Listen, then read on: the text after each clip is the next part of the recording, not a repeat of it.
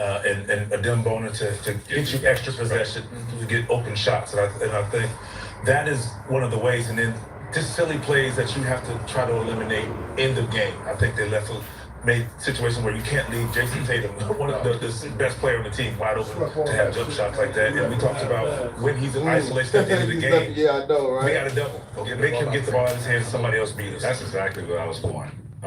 When you look at that last play, they were down 3, and you got Bono ISO with an all NBA type player to close out the game and put you up 6. So I think it's just small, minute changes that they have to make. They're competing. It's just those, whether it's on the defensive end, execution or executing, offensively. It's just small, minute things that just keep applying the pressure. Yeah, Jason Tatum, Jaylen Brown, they combined for 50 points in this one. Both of them had 25 apiece. With the East feeling wide open, do you feel like the Boston Celtics are evolving into the team that we could see making it to the finals? Well, I have been going to the finals. So They have their chest. Don't me. I have. You wrote it down. Did we write that down? I'm gonna write it down. Well, write it down. Okay. Now, no disrespect to Detroit and the other teams. No, not the Knicks. We're not. No. The Knicks are in trouble. They need to just. We'll get to that later. We're not even talking about it. We're not even talking about it. I got a long day with y'all up there for the day. Right now, we're talking about Boston. You're getting me sidetracked. Okay, I'm sorry. Right here with Boston. Yeah. But absolutely. Really strictly because of how they play. The barrage of threes. They make a lot of threes. Defensively, I think they have the capabilities of being able to match up with anyone in the Eastern Conference to be able to shut them down. Detroit is a team that I think can match up and go, man for man in terms of offensively, but I don't think they can shoot the ball as well as Boston. And I trust Boston execution at the end of games. I trust them to execute offensively. I trust them to have someone defensively only to slow him down, to give him problems. And then they're like trying to figure out, okay, if Cade is struggling, who is that next guy? I'm already putting Detroit and Boston in the East.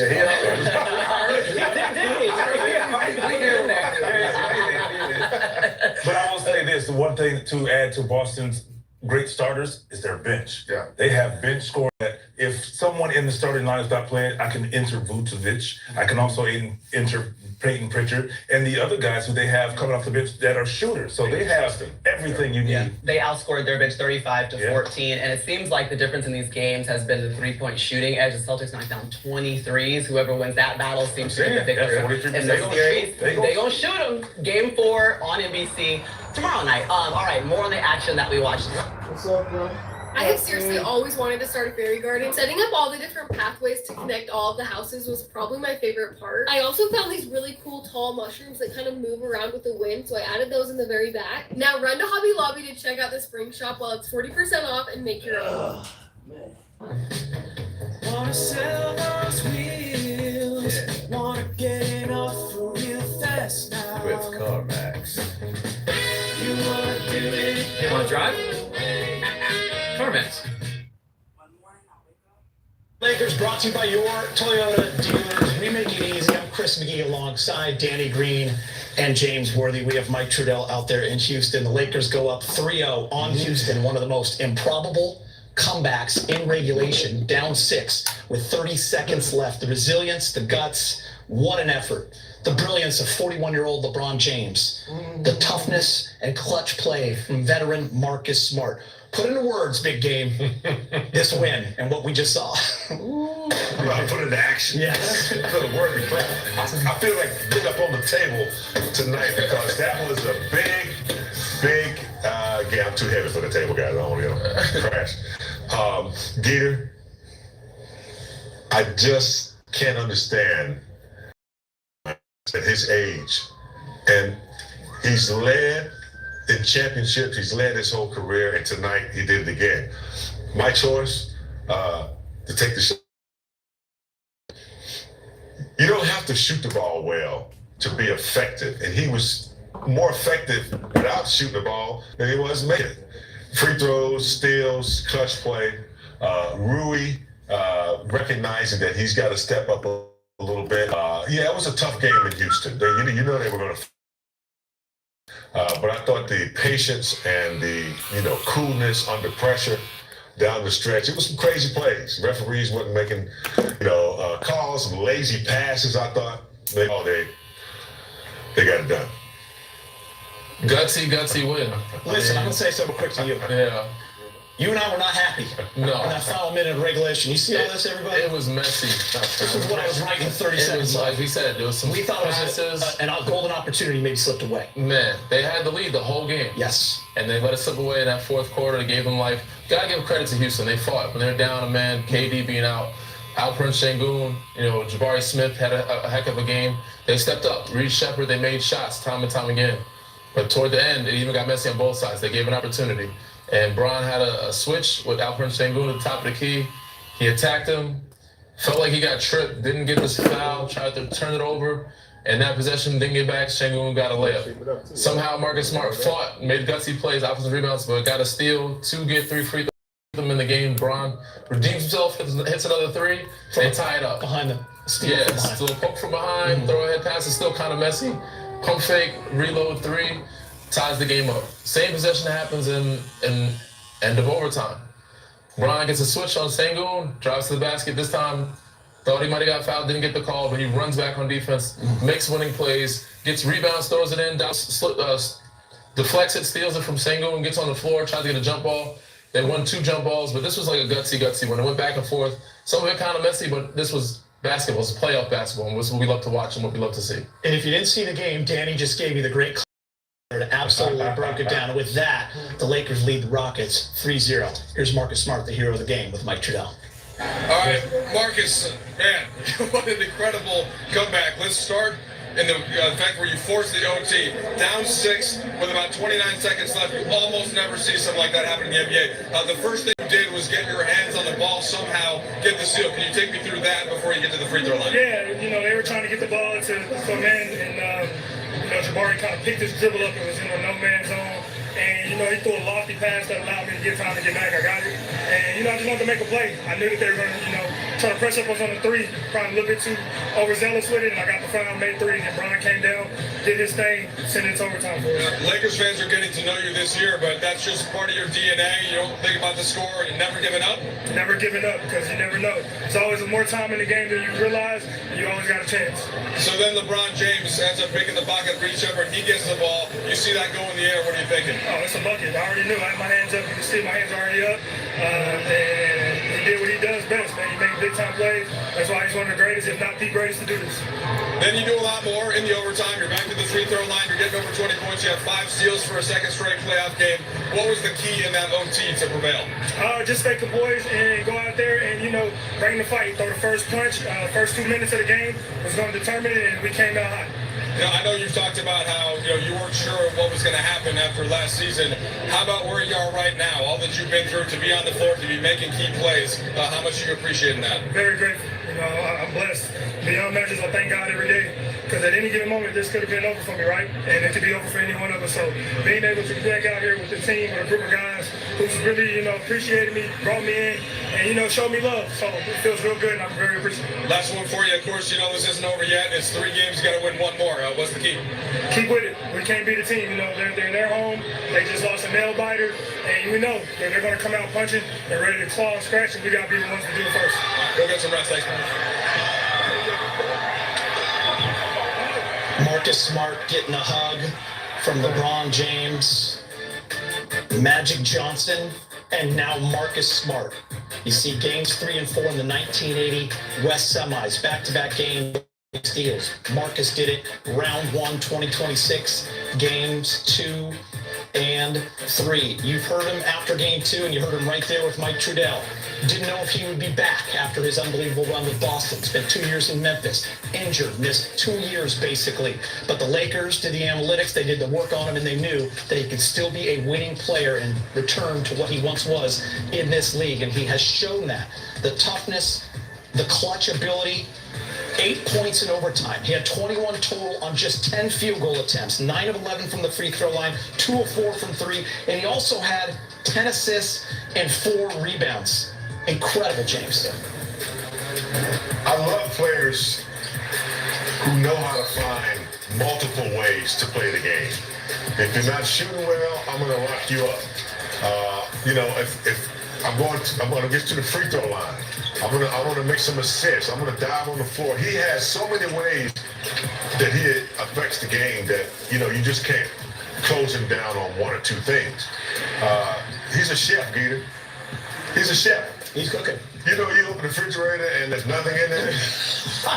He can cook you a nice meal out of whatever you have in your refrigerator, man. He just gets it done. I love Marcus Smart. By the way, amazing analogy.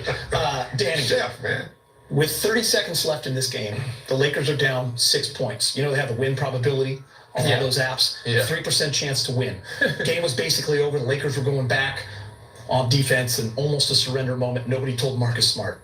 He gets the steal, draws the foul, hits 3 free throws that makes that play possible for the Lakers to tie the game on the LeBron 3. Yeah, I mean, again, like what Big Game was saying, just his impact. He can impact in so many different ways, and he doesn't give up. And I think that his fearlessness and his unawareness, some people might say, like he just is a wild card, but that is to an advantage for him. Like him having that kind of that mindset of F it, I'm not giving up, I'm not giving in, and I'm gonna make plays. He's not scared to try things. He's not scared to do things. So these possessions are what makes him great. And so a lot of these were in the stat sheet, but some of the things that don't show up in the stat sheet. And finding guys, getting guys in the right position, offensive rebounds, free throws, obviously the 5 steals that you've seen, the 10 assists, he's a floor general. Nobody expected them to be able to have that with Luka and Austin going out. You're missing 2 really good ball handlers, and then you have Luke Kennard step up, and you have Marcus Smart step up. He had 10 assists tonight. He's finding Jackson Hayes. He's finding DeAndre Ayton. He's doing so many different things when it comes to leadership and impact, like Big Game said. And it doesn't have to be an offensive end of the floor. It could be defense and deflections and just setting guys up. I want to talk LeBron before we go to JJ, because no 41-year-old in the history of basketball has played 45 minutes in a game until tonight. He had 29 points on 10 of 22. He was 4 of 9 from 3. He had 13 rebounds, 6 assists, and 3 steals. And one of the biggest shots of the year, the double pump 3 in front of the Rockets bench to tie the game. Running out of ways to describe what LeBron James means to teams and what he's able to do on the basketball court, even in year 23. And I've run out of words to describe it, so I'm going to hand it to Danny. Yeah. I don't know what to say about it. It's just amazing every word in the book. I don't have as many vocabs, and he has skills in his tool shed, because some people have toolbox, he has a tool shed. So many of them, but he's just incredible. An amazing athlete, unbelievable, astounding, astonishing. I mean, you think of all of the synonyms that you can think of that describes greatness. He's got it, So time and time again, and people talk about how he's not clutch. He's always showing in those moments, giving his team a chance to stay in the game, win games, because he's so clutch and because of how high IQ he has.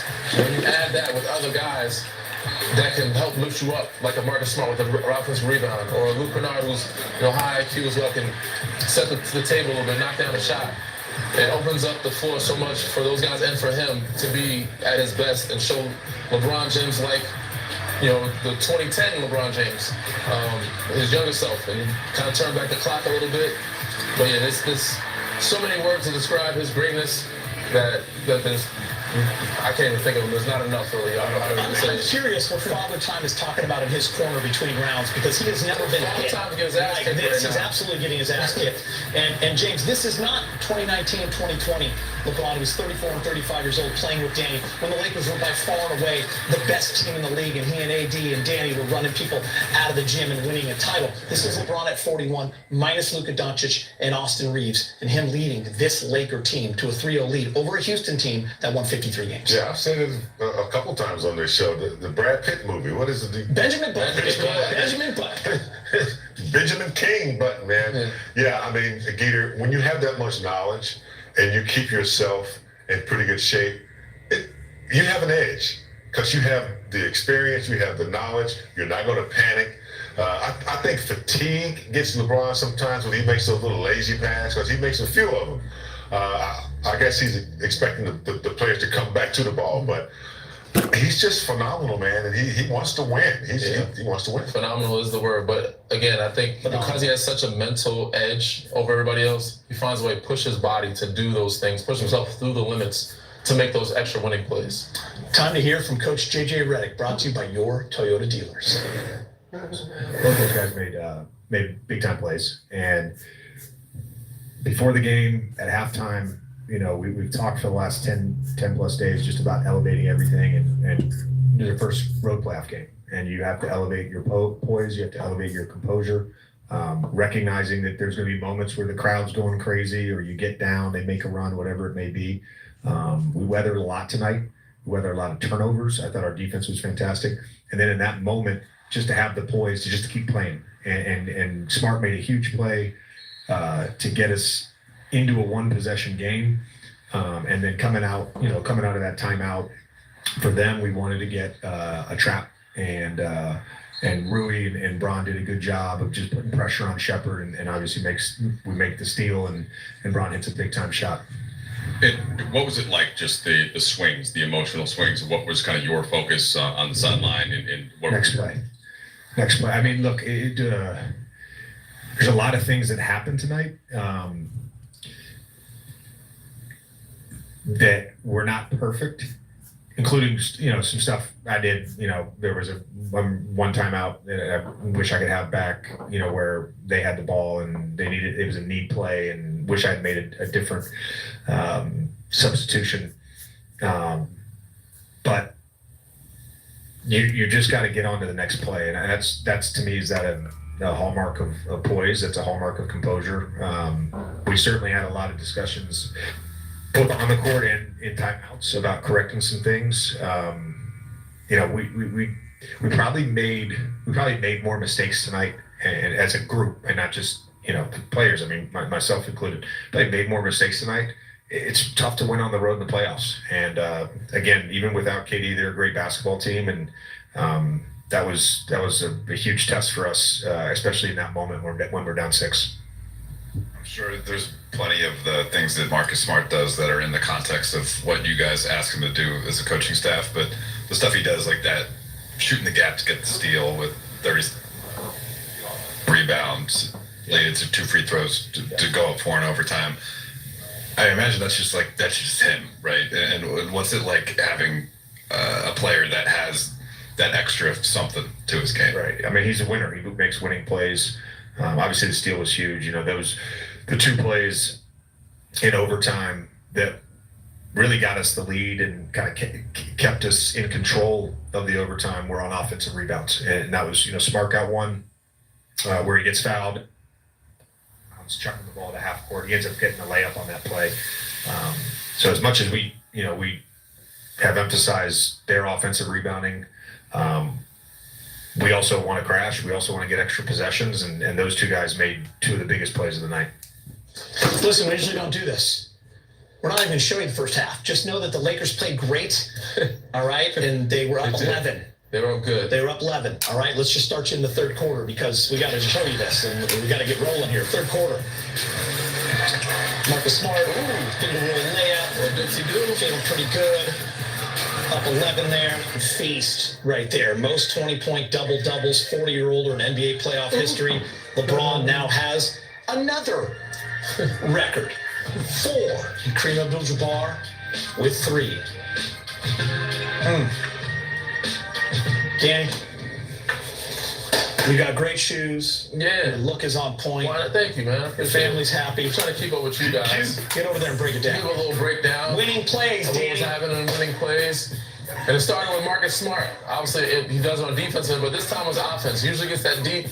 We get a little pick and roll action. He said, no, Bron, stay right there. I got him in the post, no worries. Turn around, fade. I got Reed Shepard on me. They know he's the smaller player, and they can go at him. Again, Marcus Smart gets it down deep in that post area, spins off him, gets it easy, let him go one-on-one, putting pressure on the defense. Right here is LeBron James, defensively, being a wide receiver, chasing guys at 41 years old, chasing a young fella down, getting the back tap. This is one of the plays of the game, but not the play of the game for me.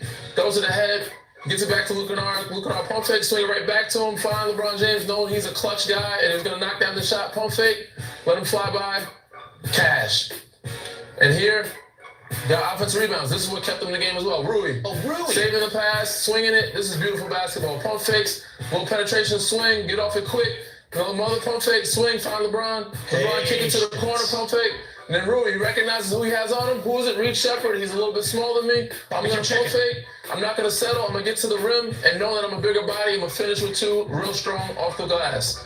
Marcus Smart knows who's guarding him. Put him in action. This is what the playoffs are about, getting the mismatch. Make sure you give him a switch. Bronze got the switch. He settles. Marcus Smart notices that Jason Tate is watching, or is that Tari Eason, watching LeBron. He has a free run. This is the play of the game. Gets to the glass with two hands, gets the tip in to get 2 free throws to get them up a comfortable lead up by 4. These are the plays that kept them in the game. These are the plays that got them back in the game.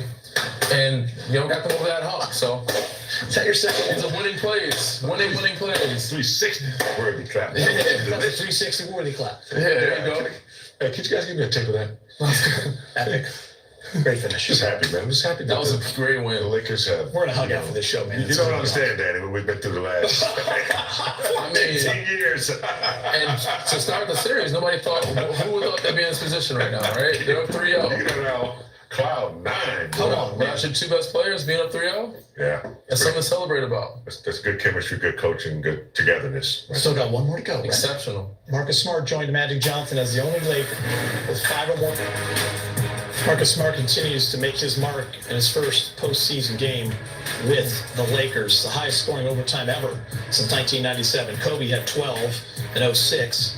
He had 8 against the Pacers in Game 4 in 2000, and then Marcus Smart 8 tonight. Here he is with the media. Marcus, we've talked to you about this before. Haven't missed the playoffs since 2023. Now that you're back in it, what does this feel like? How much are you looking forward to this? Oh, every day. This is, when you sitting at home on your couch as a kid growing up, you watching the playoffs, this is what you dream of being involved in, one of those games, right? And then to not be in the playoffs, the last 2 to 3 years for me, it just sucked. I got to watch some good basketball, and it's just like, damn, I'm a competitor. I want to be out there playing too. So to be back out there, it's a great feeling. Marcus, you guys were down 6 with 27 seconds to go in regulation. You were able to get a steal and then quickly turn it into a free throw opportunity. What did you see, and how were you able to make that play happen? Just make a play. My instincts, right? We knew that they were going to try to ice the game, right? And we needed to make a play. And just using my instincts, Jabari Smith, I think it was him who made the pass, and I just kind of stunned it to see what he does. He picked his dribble up, and now he's in no man's land, and he threw a loft pass for me to recover, and I got it.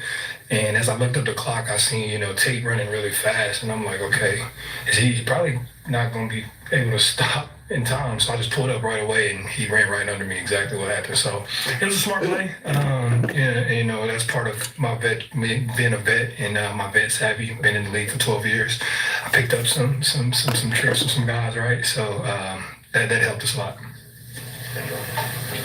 Marcus, Jackson just said in the other room, it feels like you guys are playing every game as if it's your last game right now.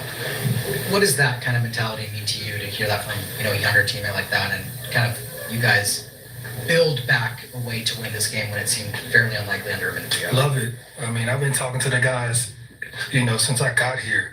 You got to leave it all on the court, because you never know. And, that's been my motto since I got in this league. Just play and leave it all on the court, because you never know, it can be taken away at any given moment, right?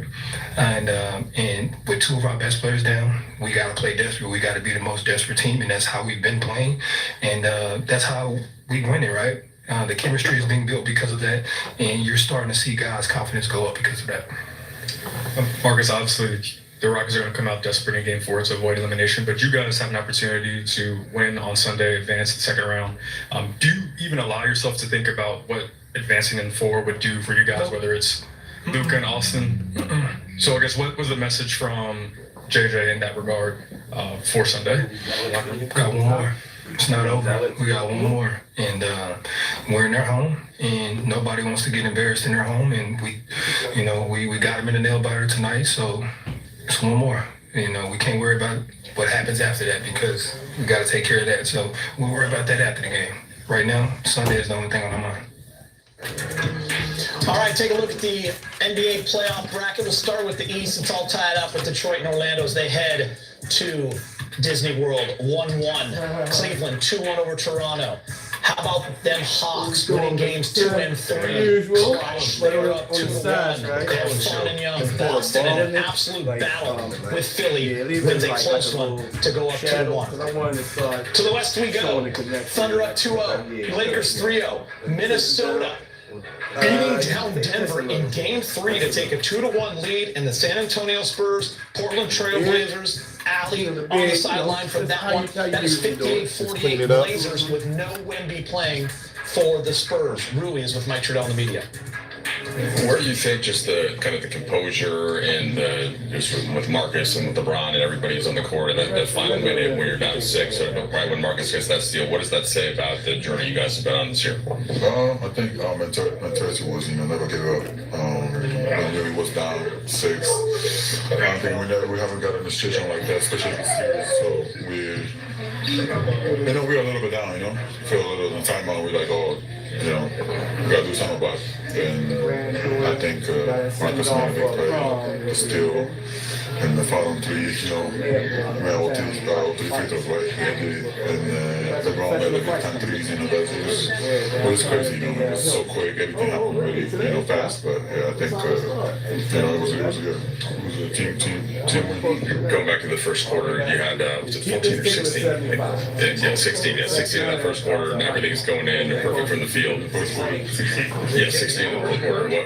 What were you seeing, and kind of did you feel like your team needed a lift offensively or provide? It was a matchup, he was guarding me, so we always talk about this whole series, we're going to involve him in offense, especially KD's out, we knew he was going to play more, so we talked about it and exactly adjustment. And they came back, but yeah, I think it was exactly what we walked on, and we practiced on we talked about it in the film, practice, so that's what we did exactly.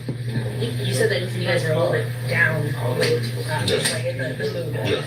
How did you guys not let that overtake you and were able to kind of like still end up coming back and winning that? I think it was a mentality, we never give up, and especially, the playoff, we always got to fight through. If it was a regular season, I'm not gonna lie, we might probably just it was a regular season, we knew it was something gonna happen always, and we literally fought through, so yeah, I think, that's why you got that result.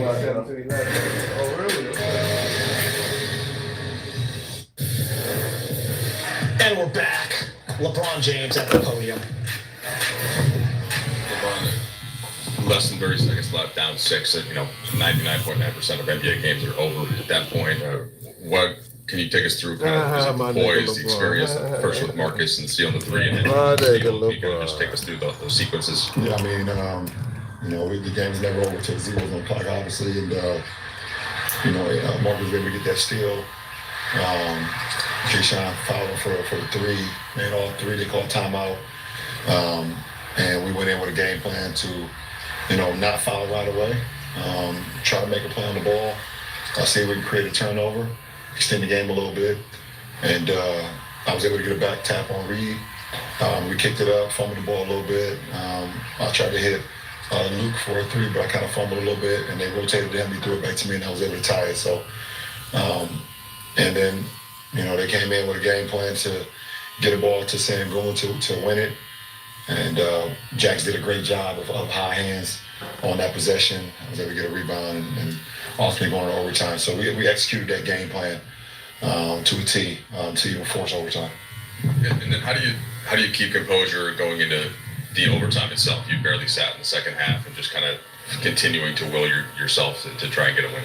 Yeah, listen, we came that far, so trying to see if I can make plays. Obviously my presence on the floor, is key for our ball club. But I thought the guys did a great job, especially in overtime. I thought Marcus was great in overtime, hit the 3, and away from their bench. I think Rui threw it over the top.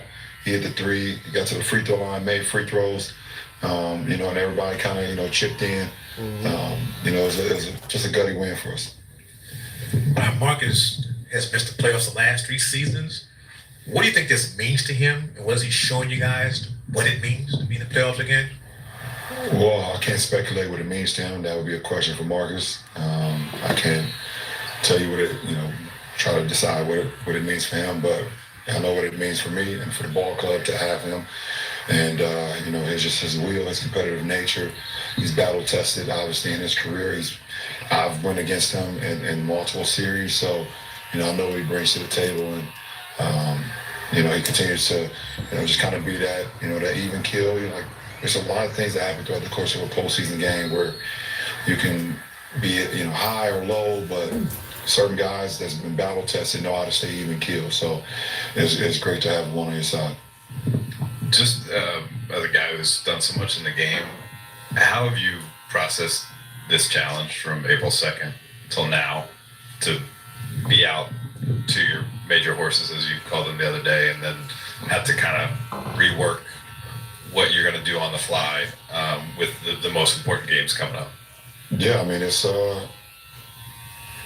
very challenging. I mean, listen, we've built our team the way we wanted to play throughout the course of the season.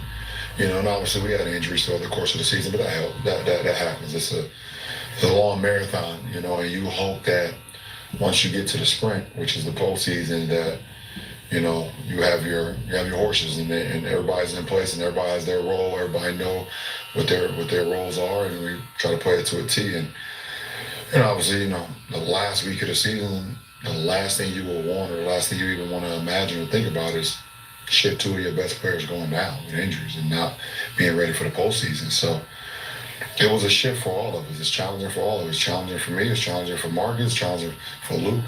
Like, for everybody. You know, there's only a couple guys' roles that kind of stayed the same. And it's like, you know, Jackson, DA, their roles stayed the same. But, you know, Bronny stepping in and, you know, playing, you know, meaningful minutes, and you know, Jake, and, you know, it's just like everybody was getting those minutes off the dip. Everyone has to, you know, do a little bit more, you know, because of how much we're missing. So, like I said, it's a challenge for all of us, and, you know, we're just trying to figure it out together on the fly. LeBron, you sat for, I think, 1 minute and 53 seconds, if my math is right, in the second half of that game. What were the conversations like with JJ and the way he managed timeouts? You were always, it looked like if there was a second to be had sitting down, you would take it during those timeouts. And how were you able to kind of keep your legs through that process? I think it's just you know, preparing myself for these moments. Obviously, you know, throughout the course of the game, you know, we're trying to find ways where I could get a break or whatever the case may be. But like, the game was so close, and it was like a possession game that, you know, I felt like we could, you know, really turn the game to benefit us and win the game. You know, and if that meant that I didn't get a break and I had to dig deep or deeper without getting a break in order for us to possibly win a game and go up 3-0, then so be it. That's what it is. We don't play tomorrow. So I have an opportunity to rest all day tomorrow, rest as much as I can, and just kind of stay in the moment. And that's basically it. LeBron, Jackson said post-game, you know, feels like the team's playing every game like it's their last of the year. How have you guys kind of embodied that must-win mindset for every single time you get on the floor, especially late in this game where you guys were down 6 with like 25 seconds to go? I mean, what else are we gonna do? We don't have the luxury of, like, you know, thinking about maybe it's another game or it's a game, you know, game 6, game 7. Like, our only mindset is like the next game. Like, we have to be in the moment. Like, we are not. I keep harping on, like, we're missing some very important pieces to our ball club, like, very important. Just thinking of the landscape of the postseason, I don't know if there's any other team that's missing their top 2 players, top 2 scorers. I know Embiid is out, right, for Philly. I know J-Dub just hurt his hamstring again, unfortunately. Yeah, Wemby. Yeah, I think that's so, like, that's the last thing you would want is any of your guys, you know, going down at this point in the season. So we don't have the luxury of, like, being passive or being complacent. Like, we don't have the luxury to do that. So our whole mindset is like, we have to do everything it takes in that particular game, in that particular moment, in that particular possession, in order for us to win basketball games. Because we don't have a long leash of error. We don't have a lot for error. Next up, Game 4 on Sunday. But as always, you join us before for Access Sportsnet Lakers, and once it goes final, come back to us for post-game reaction and analysis. Our pregame coverage begins at 5:30.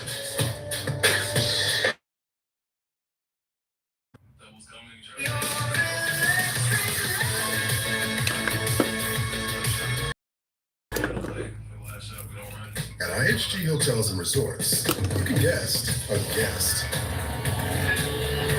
Explore the neighborhood. Or live like a local without leaving your hotel indigo. Unplug for the day. Or plunge into a long weekend at a Holiday Inn. Take on Miami, Mexico City, Minneapolis, or any Holiday Inn Express destination. Choose from 20 IHG hotel brands and earn points for free nights with IHG One Rewards.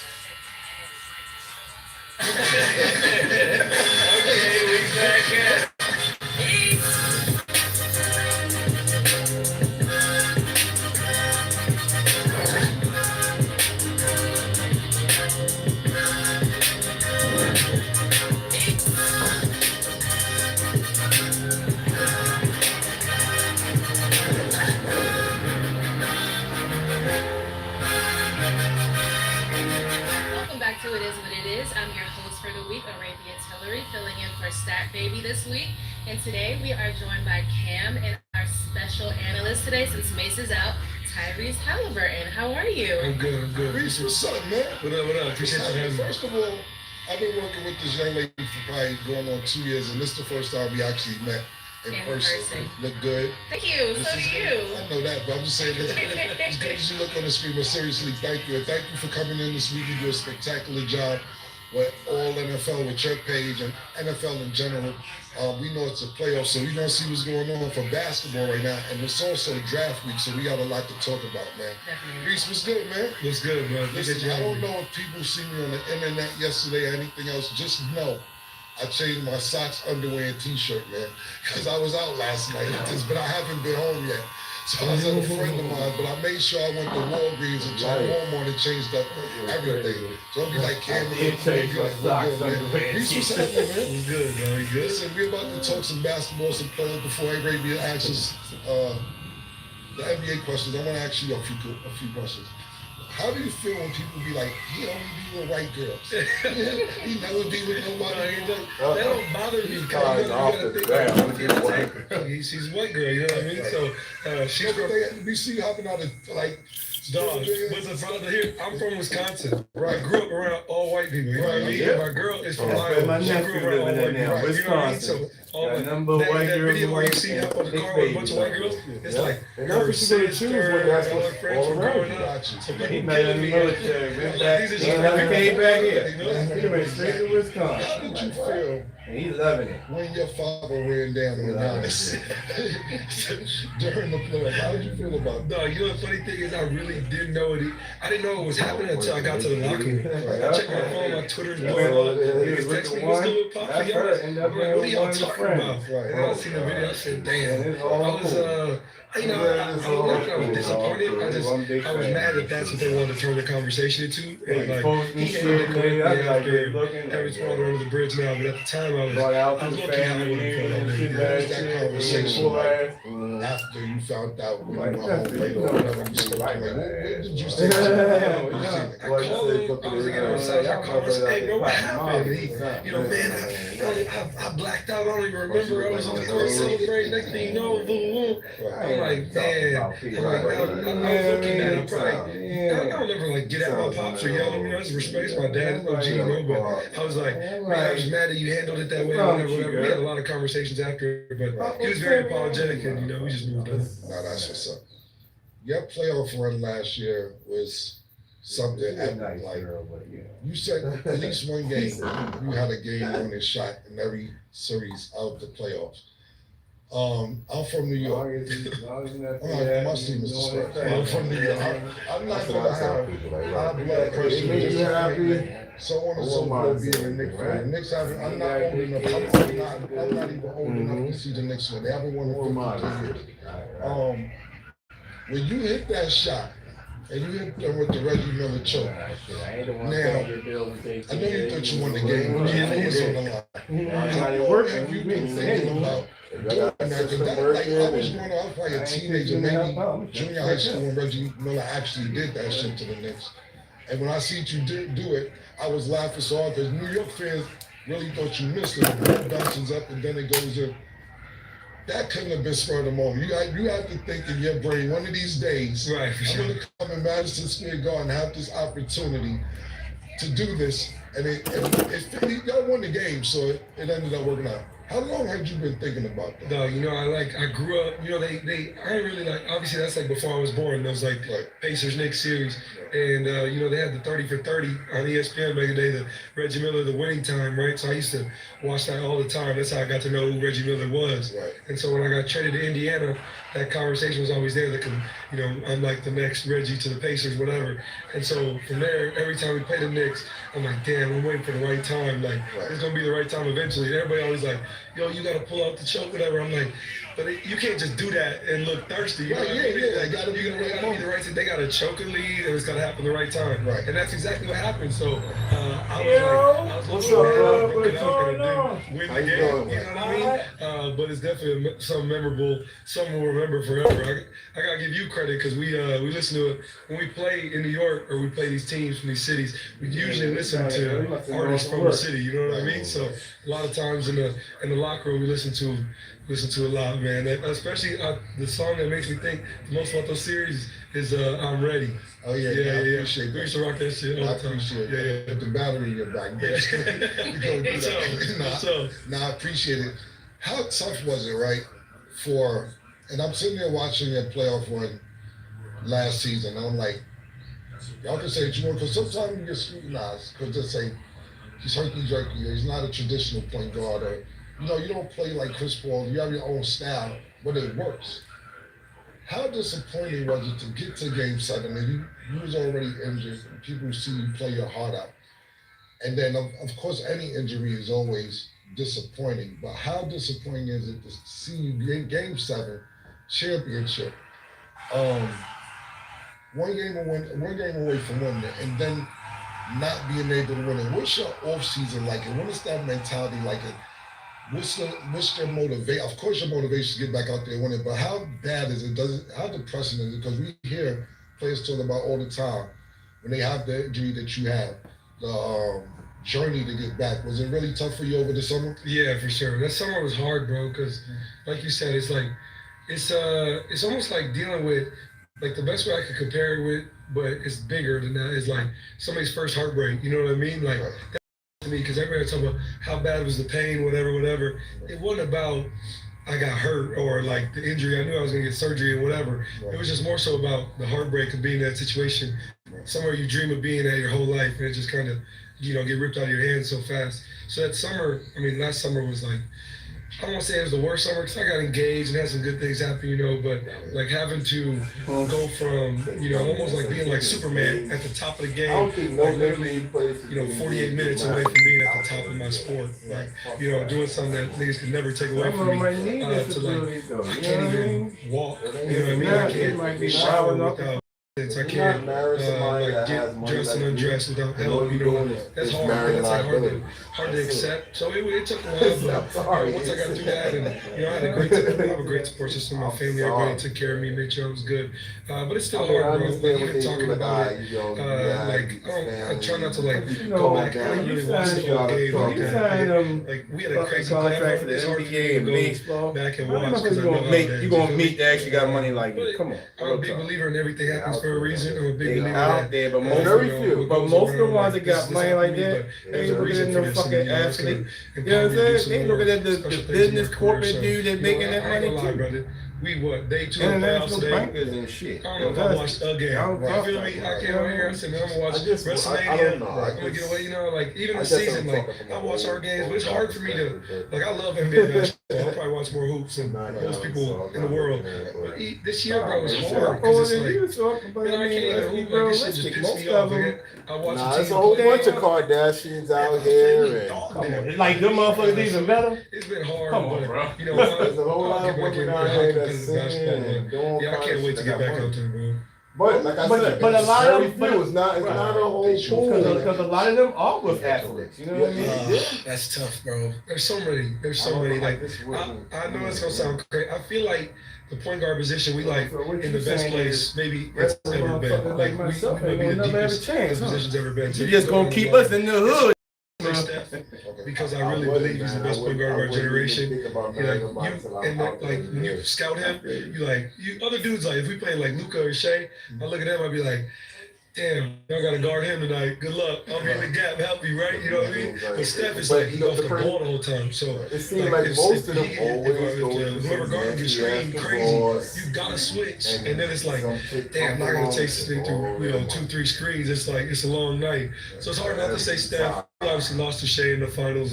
He's probably gonna go back to MVP. So he's probably loving it. But yeah, man, you go down the line. Our position is like, I think it's as deep as it's ever been. So you say Steph, you say Shea, I say white woman. I don't give a fuck what color you are. Do you think you're the best point guard on the East Coast? Oh, for sure. Yeah, for sure. Come on, dog. Yo, bro, I'm just saying. What else are you gonna say?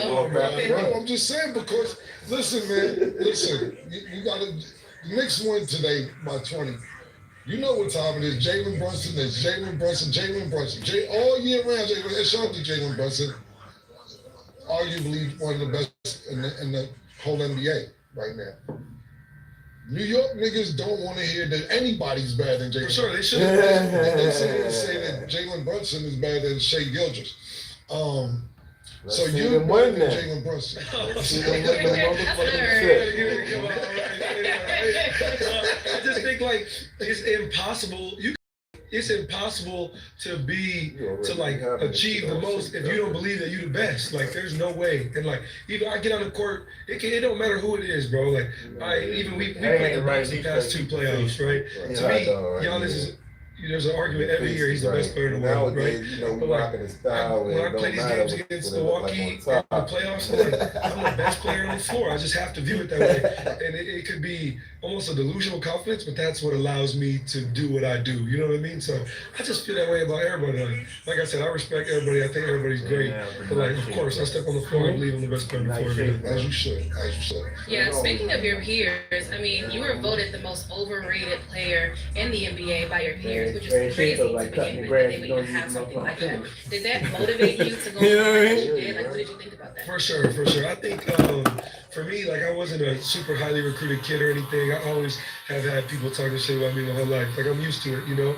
And I had a tough year for most of the year last year. Like I struggled early, battled with some injury stuff. So so when this came out, it was pretty funny, and it came out at the right time too, because I'm the type of dude like I see something like that, it's the battery, you know what I mean? It's the battery I need. So it came out right before the playoffs. That's what I feel like helped. And I don't think it was just me. It was like our team felt like it wasn't just disrespecting me, it was disrespecting our team as a group, because it was like, damn, y'all calling him overrated, and he, our leader, so we must be weak. You know what I mean? So I feel like everybody as a group, like it helped, push our team along.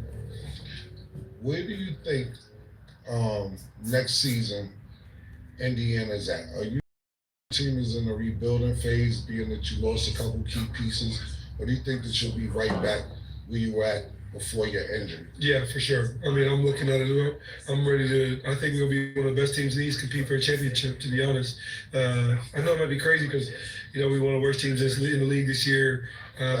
You might be a little crazy. I might be a little crazy, but I think we get a longer offseason. Guys get to take care of their bodies, do what they need to do. We're gonna get a top pick. Hopefully if we get the pick in the lottery, and I'm coming back. And I don't mean to say that in an arrogant way at all, but I know who I am, and people know who I am, so we'll be ready. That's what's up, man. Let's talk a little basketball. What you got for me already? Well, congratulations on your bag.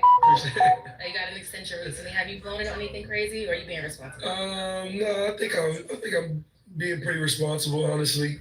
Like my first, when I signed my deal, I bought a Rolls of Cullinan. And I'm not even a car guy. You get money, you just doing shit. I got a Cullinan, and then man, I got tired of seeing that lease payment come across my bank statement. So I got rid of it like a month ago. I said, man, I'm tired of this. But for the most part, I don't think I've done anything crazy. Just trying to live correctly. But I don't think I've done anything crazy. Okay, good. Well, congratulations again. Appreciate it. So speaking of the Knicks beat the Hawks 113 to 102. Jalen Brunson had 28 points and Karl Anthony Towns had 25. Was this game important for the Knicks to set the tone to start the playoffs? Anywhere you going, you just turning too much heads, man. Watching this shit. Get a small business insurance quote at buybook.com or give us a call. Bye.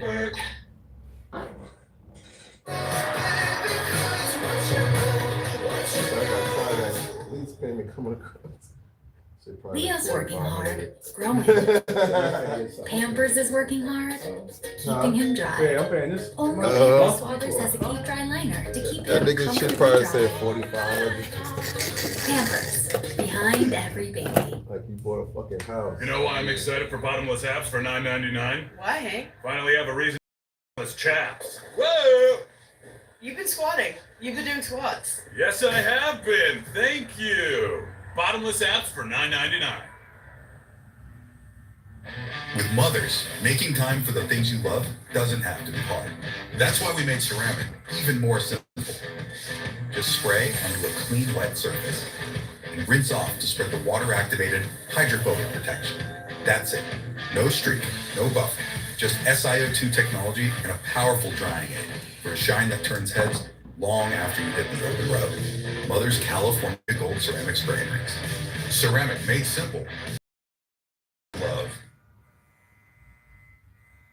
Yo, see, y'all don't know what I have to deal with dealing with Knicks fans. Yeah, Ken, what I told you. Yeah, what I told you. Yo, it's the first game. Calm down, Say, calm the fuck down. Stop calling me. Jalen Brunson had 19 in the first quarter. Yo, relax, yo, because you're gonna jinx them. The Knicks, honestly, look. Make a long story short. Let me answer the question.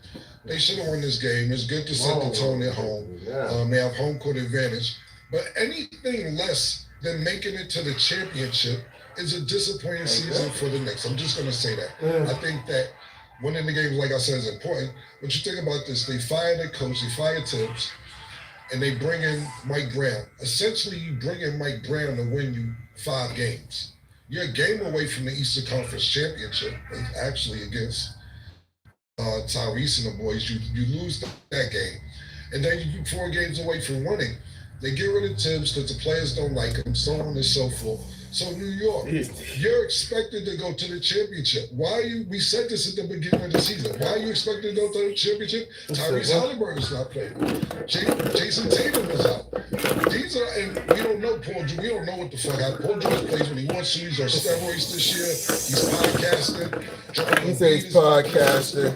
Yeah, he's motherfucking playing and podcasting. He's like all over the place. Don't call me game 1 of the first round of the playoffs. Congratulations. But I think y'all should have won this game. And to be honest, this should not go past 6. To be honest, this should be a 5-game series. But don't let it get to 7 games. I need a break. It should not go 7. So please don't call me talking about, yeah, you see what we did. You did what you were supposed to do. Speaking of that, Terry, how do you feel? Who do you think in the East should have won? Start at the beginning of the season. Was your favorite championship this year in the East? Being that you aren't playing and there was other injuries. Yeah, I probably would have said coming into the year, honestly, I probably would have said New York, right? That's what I thought really would be probably the 1 seed in the East. But Detroit had, a crazy run all year. I saw they lost today. Yeah. I didn't get to watch the game, but I saw they lost today too. But yeah, I probably would have thought New York. But then seeing what Boston's doing, and obviously Jason coming back, they'd probably be my pick to come out of the East, looking at it. But I think in the playoffs, it's so interesting. Like, your job, if you're the road team, your job is just win 1. Like, just win 1. So, like, if you lose the first game, it's kind of like, they like you said, they're supposed to do that. You go back, watch film, be like, okay, how can we, if we win game 2, all the pressure is on them coming back to our crib. You know what I mean? So that's the interesting part. When you're not in it, it's like easier for me to say when I'm not in it. But like when you're the road team, your job is just to get 1. So I feel like for Atlanta, you just got to take the film, look at it, whatever. You ready to go game 2. But if you're New York, you get 2 at the crib. You're just thinking, all right, if we go there, we only need 1. Then we come back to the crib, finish in 5. So I'm curious to see how that series plays out. But I'll probably pick New York to win that series. Yeah. But see, the whole thing about it is this: we haven't won it so long. I'm not saying we, because I'm not. The New York hasn't won in so long that we just get excited over too many things. They go to the Eastern Conference Championship, right? They name the streets after niggas. It's Jalen Brunson Avenue. It's Carl Anthony Town Square. It's fucking what's the other nigga? Fucking Mitchell Robinson Court. Yeah, OG Place. Like, yo, it's the Eastern Conference. They ain't get to the championship. And they name the streets after niggas. So when they get hyped like this, it pisses me off because at least, you don't go to the championship. At least you don't win the championship. At least get to the championship. If you're going to start naming the streets after them, they light up that Empire State Building. Orange shit is, you know what I'm saying? Yo, it's ridiculous, Pete. And so, congratulations, Knicks fans. But like, you did what you're supposed to do. Same shit I said. Same shit I said, man. So, congratulations on the win, but you did what you had to do. Great way to put it. Reese, let's move on to the next question. Do you think the Knicks are a team? We see it in the NFL all the time where, November football is different. When it comes to the playoffs, it's just a different brand of basketball even. Are the Knicks a team where when it comes to the playoff, they turn up and they're different than a regular season team? Or does the playoffs come and they kind of falter a little bit? For me? Yes.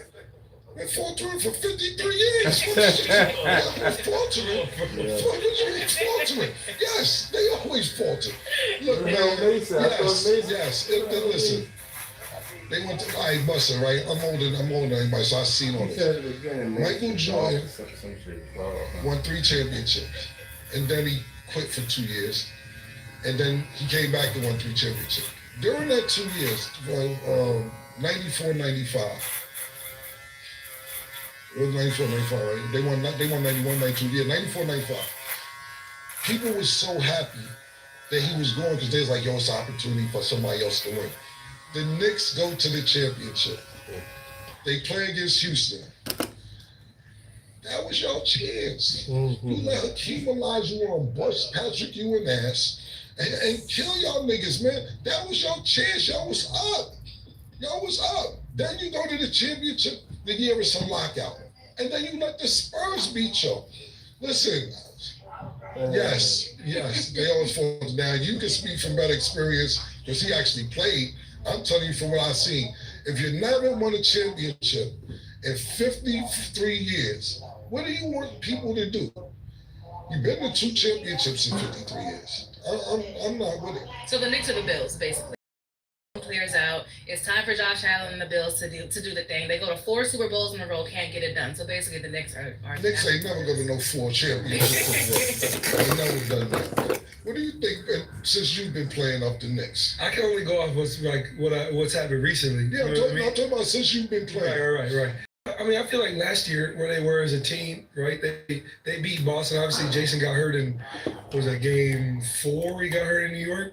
But what they were doing before was pretty it was crazy. Like, they were winning the series. I was low-key salty they were the team to beat Boston. And I was like, damn, if anybody beat Boston, I want it to be us. But I thought last year they had a good run. They were playing really well. We played better. But I think that I thought they rose to the occasion. They played well. Like, I didn't expect that series. With Boston, honestly, I'm not even going to lie.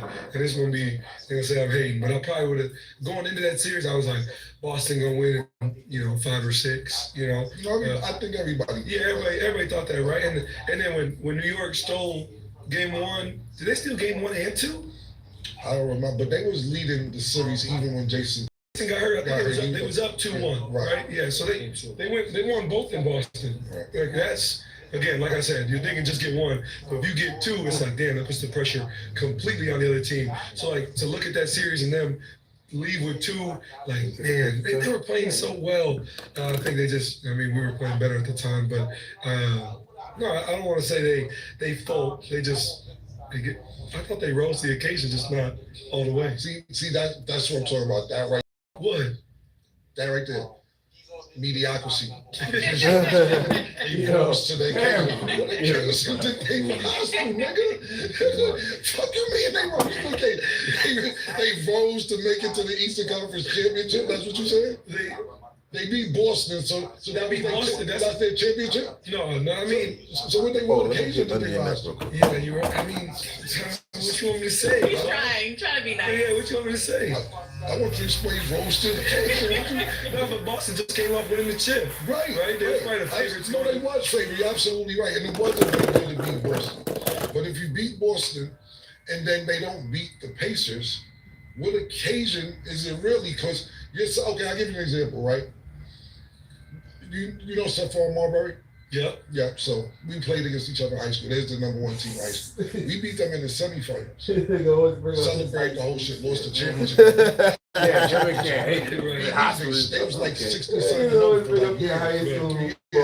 But we didn't win. So did we rise to the occasion? Or was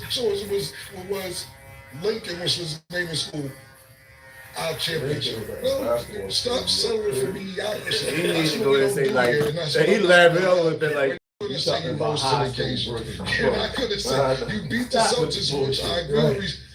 Nobody that you don't want. He always got to tell his, that was his Florida days. days. But you can't name streets after niggas and avenues and corners and courtyards and everything else, and then don't even make it to the championship. Right. I'm not gonna say that they're the Buffalo Bills, because to be honest with you, I put the That's how I Buffalo mean. Bills He's ahead of been the so Knicks, long in New York, because man. they went to Anything close. Anything close. Niggas, we can't go far in the playoffs. Okay, yeah. Good luck, New York. I'm gonna come back home one of these days, possibly. You know niggas call me to perform at the Garden for the first game of the playoffs this season. They play in Boston, right? Got a lot of money too. It was decent. I said, I'm not no opening act. Oh, that's right. Call me if y'all make it to the championship. I'm not going, and I would love to come back and do this for y'all, New York. But I'm not coming back unless it's the championship. You know what happened last year? Shout out to my nigga Busta Rhymes. Busta Rhymes called me up, talking about, yo, we getting the song together now. They can New York perform leather at the Garden. the Knicks leather they made up. I said, huh? Fire, man. He said, yeah, we doing the song. We gonna go in the studio. So we performed the first game of the championship. Like, Right. let me know when they go to the championship. We gonna spend like money. I'm doing. Go to the studio. Go Ready for the evening? evening? Just for this phone call down Watch there. the boys This fight. is the shit that New Yorkers do. They jump ahead of the process, and then they paint the big closer with, and then they jinx their own self. Buster, you know exactly what I'm talking about. You know 100% what I'm talking about. Mediocrity, Reese. We're not going to do it here. I know you got to be politically correct, but I'm going to be a translator for you, what you really mean. Y'all niggas, y'all don't do anything. I'll be in Boston, and congratulations. Oh, okay. You talk to him? Yeah, I hit up earlier in the week. His family called me back yesterday. They were like, I got something. No, Jackson called me today. Okay. The Raptors 126 to 113. The Cavs were 50% from the three, That's what's but up. the Raptors were 47% from the three. Cam, what do you think about James Harden's first game as a Cavalier? First playoff game as a Cavalier? Pretty good. He had 22 points, 33 minutes. Look, last year, right? This is a great question for Reese too. Look, last year, right? It's a great thing. This is because Cavaliers, right? Last year they won 2 million games. They came in first place. They're like, oh, the Cavs this, the Cavs that, Cavs this. And then they get to the playoffs and they fold, right? You know, I think Donovan Mitchell's exceptional talent. You got Mobley in the middle. No Garland was hurt last year, which kind of handed them in Spider, which is Mitchell. You good? You say you don't want Mobley. He's like, nah, I'm good. Shit, my time been good. It's garbage, G. It was garbage, G. He always got first round, second round. I'm not What is this combination going to do? I'm not sure, because you got James Harden, who outside of OKC hasn't been to a championship. He has a bad reputation for losing games 6-7 and going to the strip club right after he loses. And it's documented with Lil Baby. These niggas. Shout out to Lil Baby, that's my nigga. But, you know, we see this nigga points who's a scoring title leader. Checking, man, seems like mentally checked out. And then later that night, that nigga in the club. It's documented. Right? You know what? One person, all they said, it was I. This is That's probably, it, all right. I'm not going to say the best, but the most talented backcourt I'm like, right just now. let me know what this is. In the playoffs on the East Coast at least. We got to see if we're going to produce in the wins. I think they should beat the Raptors, but I'm not going to put a stock into it because of the reputation James has. Because of the Cavs' reputation. You going down? We got Donovan Mitchell not necessarily being 100%. You got your colors on at least. What you think about that? Well, you got to fly. I know you got you was doing work. You ready to go get fly. I know you gonna get fly. I gotta go in the Granger knows that as a procurement coordinator at a manufacturing plant, you can count on auto reordering to have the PPE you need on hand. Call 1-800-GRANGER, click Granger.com, or just stop by. Granger, for the ones who get it done. Let me make my way. All right, Tampax Radiant is a dual protection system for up to 100% pain-free periods. Yeah, I'm going there for fun. Where's that? I'm going, I gotta go see my granddaughter on her prom. The giant juicy watermelon. Go downtown to the silly professional boxing. Outshine. Snacking made easy. This shit lined up. Yeah. So nice event for you. Okay, quick heads up. This part has a lot of information. I was just running around right there. You know. Has the features, the tech. I know better than that, nigga. I'm out. Have a great day, bro. All right, brother. All right. From wherever you're going to whatever you're juggling next. The new Toyota Prius. More than options and features. It keeps up with you. Toyota. Let's go places. Like, we beat them in the second round last year. I think that they should win the series against Toronto, right? And that's what's that? Is that the 3-6 matchup? Yeah. 3-6? No. They're 4-5. 4-5. And then they'll play the winner of Orlando, Detroit. You know, I ain't gonna lie. I can see Cleveland going on to the conference finals at least. You know what I mean? I can see that happening. I think Harden and Donovan pose something that's interesting because last year with Darius, injured, we really it was all Donovan. He really controlled everything for them. I swear, every game he finished every game like 40 or he was unbelievable. So I think having James to kind of calm everything down when need be, make plays when Donovan is out the game or even when he's in the game, be able to play through something else. I think it's going to be good. I've liked watching them since he's got traded there, and I could see them go. I actually have them going to the Eastern Conference Finals, so I think it's going to happen. Yeah. Okay. The Raptors have a pretty young core. Do you think sometimes these moments get too big for that? These younger teams. I don't even know if it's.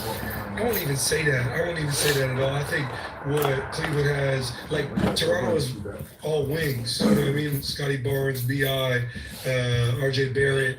It's like they're very, very wing heavy versus Cleveland having two real bigs to go against wings is it's a tough night. And then on top of, if you take those wings and be all right, we got to figure out if Scotty got a guard, Mobley, you put Jakob Poeltl on Jared Allen, you really got to figure out who's going to guard Donovan and James. That's tough matchups for everybody. So, but again, it's one game. It's one game. They're just figuring out, especially when you're a young group, you're just thinking, let's just try to get one, and then we can go back to the crib. Toronto, winning in Toronto is not easy because Toronto's a good little spot. So I'm curious how the rest of the series plays out. Yeah. Speaking of young teams, the Spurs beat the Portland Trailblazers 111-98. Wemby finished with 35 points. Cam, what did you think about this game? American? It's crazy, right? So I don't know. FaceTime with Damian Lillard. Put letters and tomato on it. Yeah, because Trisha was filming that Tomato one of our analysts. She's from Portland, and Benavidez, who's a boxer, he has a relationship with Damian Lillard. And more of the story, they was on the show, he was on FaceTime with Dame. And they were saying how, Trish was saying how Portland's not going to be a play-in team next year. And I didn't know about Denny. I'm not going to lie. I just found out about Denny about 2 weeks ago. That nigga's good. He's nice. That nigga's nice. He's nice. I didn't know. When you in Washington, who the fuck knows about anybody on Washington? Right. You don't know what's going on in Washington. You know what I'm saying? I don't even see Trae Young on the. Did he get suited up this year?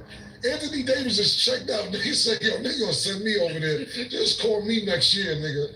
I'm not reporting over there. Fuck his nigga. Fuck y'all look like going. That ass though. Yo, I'm lying. The nigga, yo, that nigga didn't report this. Yo, sorry. Yeah, don't do too much, man. Don't do too much. I forgot who's up here. Yeah. Yo, but listen, it's the truth. Y'all think, the football team, y'all should be, we'll talk about that later. You know damn well y'all basketball team, y'all could play JV. JV, a great JV team, might be able to beat the Washington Wizards. Well, maybe if the NBA's draft process was a little bit more fair, we can get a #1 overall pick instead of this lottery situation that happens, which I think is a little bit ridiculous. Maybe we'll have an actual chance at getting some good players and rebuilding an organization. But don't look at me like I'm Adam. They fixing the lottery next year, they said. Okay, good. Well, yeah, they looking at me like I'm Adam Silver. What you want me to do? That's New York niggas' problem. You know, the last time we got a #1 pick here, 85 Patrick. Yo, I don't run the lottery, man. I don't run it. I think it's fucked up too, to totally agree with you. I really do. But shit, we done rebuilt 3-4 times talking about the Spurs. We done rebuilt. I'm not even a Spurs fan, dog. So probably about 94. Ross, you know who Ross Strickland is? Yeah. So Ross Strickland's my man. Word, okay. So when I played for an organization called the Gauchos, he was older than me. He used to come back and, watch us practice and shit. So when he went to the Spurs, I became a Spurs fan. And when he left, I stayed. I ain't no brand new Spurs fan, nigga. I'm Sean Elliott. Just making sure. Yeah, Sean. Sure, Shout out to Sean Elliott, Avery Johnson, nigga, Lloyd Daniels. Nigga try to catch me out there like I'm on the bandwagon. I've been around, man. But yeah, I think the draft process is messed up too. Even with Dallas getting the #1 pick last year, that shit looked corrupt. Need the Pacers to get the #1 pick this year, man. Yeah, look, it's a heavy draft this year. It's a really, really good draft this year. So, but yeah, we don't know what's going on when it comes to the Wizards. But back to what I said, I was on FaceTime. That's why you know about Denny. That's what I'm talking about. Because he's on the Wizards. But I was on the FaceTime with Damian. I shot to Dave, man. And Trish was saying, oh, they not going to be a playing team next year. So when Dave got on the phone, he said, yo, we're not going to be a playing team, Cam. You bugging. And I'm like, dang, let's calm down a little bit. He said, you bugging. You think we're going to be a playing team? I said, Dave, listen, you know you my nigga, because Dave's my nigga. Like, that's my man. I said, but I remember, Dave, I hate to do this to you. I remember one of your niggas reached, Ruby hit you with the... Dave, you reached on him and he threw it behind the back and hit you sideways with the dot. I don't know if you remember that. They ain't gonna make this face. Yeah, I remember. It's all good. Do you see that? Did you see that? What are you talking about? Wemby came down the court. Oh, I did see this. Wemby came down the court. Yes, shook a nigga. Dame reached. He threw it behind the back on Dame and threw it sideways because he said, basically I was saying all that because Dame said that the Portland Spurs series should be a good series. Talking about the one that's going on now. I said, Dave, you're not even playing. I'm going to give them a game, possibly. I said 2. I'd be disgusted if it goes 6. But this is the games. Look, San Antonio, in all realness, and everything I said was real, should win the series in 5-6 games. Wemby's talking about how he should be MVP. We know he's going to get Defensive Player of the Year. I like his attitude. And Spurs, to me, coming into the season, I'm saying they're a season or 2 away from making it. But it seems like even though they have a young core, that they want it now. I'm still saying OKC should be the favorite. I even like Denver because of the experience. But if we're looking at the way San Antonio's playing, coming in second in the Western Conference, actually coming in second overall, if they're going to win and they think they can win now, now's the time to do it. Let's get Portland out there and keep it moving. But I do think Portland has a star on their hands with Denny. I didn't know he was that good. Let me ask you this, because I didn't know before last week, and I actually picked Sagoon. Who do you like better, Denny or Sagoon? Probably Denny. Okay. I like Denny, bro. Denny is the same draft class as me. Okay. And it's interesting, when he first got drafted to Washington, they still had Brad, and Russ was there. Mm-hmm. And he like struggled like at first early, but you could tell he was getting a lot better as time was going on. Right. And then, I think when he got traded, that kind of allowed him to spread his wings and really start to hoop. But I'd probably pick Denny between these two. I didn't know about Denny, so she said, "Yeah, you bugging." He's better than Segura. Then when I watched the last 3 games, I'm like, Trish, I'm giving you a credit on this. I didn't know, and I'm liking the way Denny looks like he's ready for the moment. And it seems like Denny has more in his bag. Segura's a real solid player, but Denny's out there in the wing and niggas is reaching, he's teaching. I really like Denny. But as far as the series concerned, the Spurs did what they're supposed to do, home court advantage, number 2 seed. Outside of Denny, nobody really played good for Portland. All the starters struggled. We see Scoot have a decent third quarter, but then in the fourth quarter, the Spurs came back and ended up winning the game by 20 points. I think they was up by 10 at halftime. Portland cut to 1, and then Spurs won the 1. It made it look easy in the fourth quarter. So I expect this series to go maybe 5-6. I would be very happy if it went 6. All right, the Nuggets beat the Timberwolves 116 to 105. Jokic had a triple-double, and Murray had a game-high 30 points. Cam, now that the Nuggets are fully healthy, do you think they're a team that's kind of being slept on right now as a threat? Spring, the unofficial new year for tool people. Celebrate spring savings at Harbor Freight. 2 ways to save up to 20% on your business insurance. Go to Viberg.com or just give us a call.